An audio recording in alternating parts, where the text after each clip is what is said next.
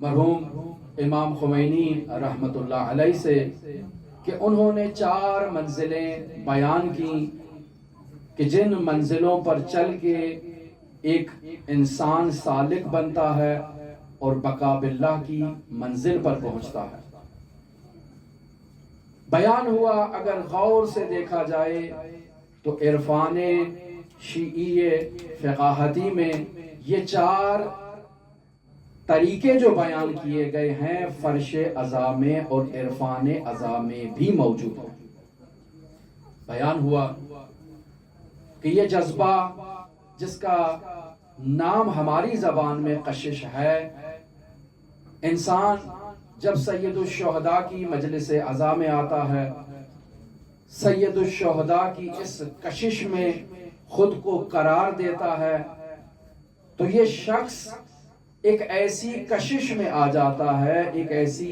حسینی کشش میں آ جاتا ہے کہ ہر وقت اس کے وجود میں حسین ابن علی حیات پذیر ہے، اس کے وجود کے ذرہ ذرہ میں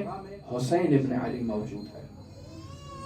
یہ کشش ایسی اس کے وجود میں راسخ اور پائیدار ہوئی ہے کہ یہ شخص حقیقی عزادار ہے، یہ شخص حقیقی حسینی ہے، یہ شخص حقیقی طور پر حسین ابن علی کی وجہ سے اس کو حیات مل رہی ہے اور یہ زندہ ہے۔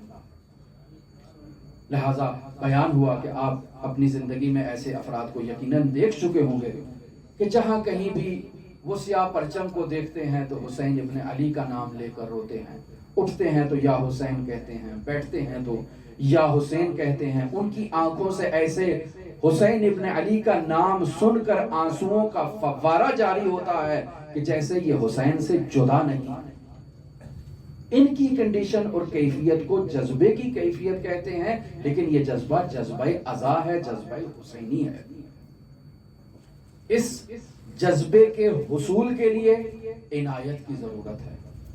صدیقہ طاہرہ کی عنایت چاہیے، صاحب العصر والزمان کی عنایت چاہیے۔ اس کے لیے عمل کی ضرورت نہیں ہے، اس کے لیے انسان کو کسی جد و جہد کرنے کی ضرورت نہیں ہے، یہ صرف جذبہ ہے، صرف کشش ہے، اور کشش اس مقناطیس کی طرف سے آنی ہے، انسان نے خود ایجاد نہیں کرنی ہے۔ وہ مقناطیس ہے جو اپنی کشش سے عزادار کو کھینچ رہا ہے اور یہ عزادار اس کی طرف کھچا چلا جا رہا ہے۔ لہذا جو اس کشش میں واقع ہو جائے اور اس کی یہ کیفیت پائیدار کہلائے، اسے کہا جاتا ہے یہ عزادار مجذوب ہے۔ اور دوسری کیفیت جو بیان کی کہ جس میں انسان کے اوپر ایک مختصر لمحے کے لیے ایک ایسی کیفیت طاری ہوتی ہے جسے جذبہ کہا جائے، جسے کشش حسینی کہا جائے، اور پھر وہ کیفیت انسان سے منقطع ہو جاتی ہے، انسان دوبارہ اس کیفیت کے حصول کے لیے جد و جہد کرتا ہے، دیکھتا ہے کہاں مجلس عزا ہو رہی ہے، وہاں مجلس عزا پر پہنچ جائے، اگر کہیں نہیں ہو رہی تو خود گھر میں فرش عزا بچھاتا ہے تاکہ وہ کیفیت حاصل ہو جائے۔ تو یہاں 2 چیزیں پائی جاتی ہیں، پہلے جذبہ پایا جاتا ہے یعنی کشش پائی جاتی ہے، وہ کشش پائیدار نہیں ہوئی، اس کو اس کشش کی لذت محسوس ہوئی جو ایک موقت لمحے کے لیے تھی، کہ جسے ہمارے علماء کہتے ہیں کہ اس پر حال طاری ہوا، مجلس عزا میں بیٹھا، سید الشہداء کا ایسا مصائب سنا کہ رونے کے لیے دل کیا، اور مسلسل زار و قطار وہ کنڈیشن اور کیفیت اس کے وجود میں موجود ہے، اور یہ اس مجلس عزا میں زار و قطار رو رہا ہے۔ یہ ایک موقت اور عارضی کیفیت ہے کہ جو اس مجلس عزا میں اسے نصیب ہوئی ہے اور پھر منقطع ہو چکی ہے، یہ جذبے کی کیفیت ہے۔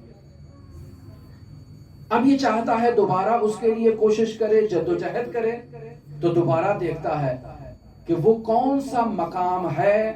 اور وہ کون سی حالت ہے کہ جس مقام میں، جس حالت میں مجھے وہ کیفیت حاصل ہوئی تھی۔ مجالس عزا میں جاتا ہے، لہٰذا دیکھا ہوگا بعض آپ نے، وہ کہتے ہیں فلاں خطیب کی مجلس سنتا ہوں تو میرے وجود میں ایک ایسی کیفیت ایجاد ہوتی ہے کہ دل چاہتا ہے کہ اس کی مجلس میں جاؤں، فلاں ذاکر مصائب پڑھتا ہے، دل چاہتا ہے کہ اس کے مصائب میں جا کر شریک ہوں، کیوں؟ چونکہ میرے وجود میں ایک کشش ایجاد ہوتی ہے۔ لہٰذا اس کشش کو حاصل کرنے کے لیے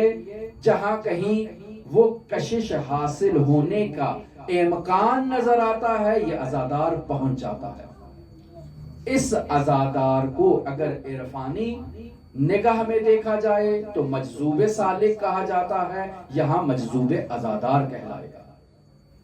اور تیسری کیفیت جو امام نے بیان کی، جسے اس جگہ پر اگر تطبیق کیا جائے فرش عزا پر، وہ ہے سالک مجذوب کی۔ سالک مجذوب ایک ایسی حالت ہے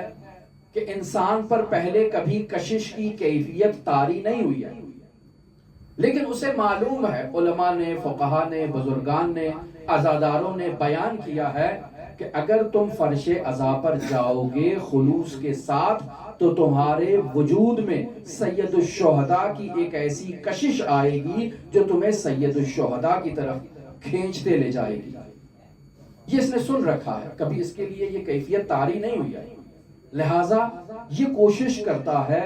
کہ بزرگ علماء نے جو راستے بیان کیے ہیں اس جذبے کے حصول کے لیے ان راستوں پر عمل کرے تاکہ وہ کیفیت کشش کو محسوس کر سکے اور یہ اپنے اندر اس جذبے کو ایجاد کر سکے۔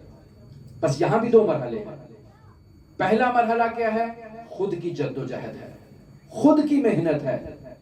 پہلے سے جذبہ اور کشش نہیں دیکھی ہے، خود کی محنت ہے، محنت کے نتیجے میں،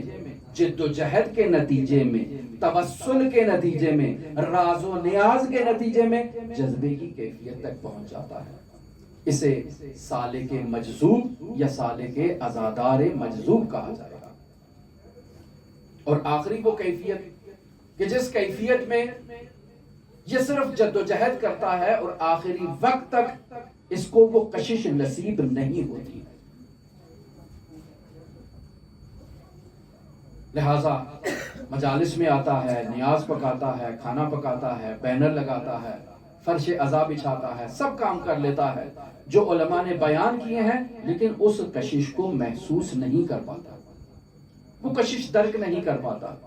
لیکن ان تمام چاروں مراحل کو یہ حدیث شامل ہے، ان الحسین مصباح الہدی و سفینۃ النجات، حسین ہدایت کا چراغ ہے، نجات کی کشتی۔ اور حسین ابن علی اس آخری مرحلے میں موجود عزادار کو بھی نجات بخشیں گے کہ جو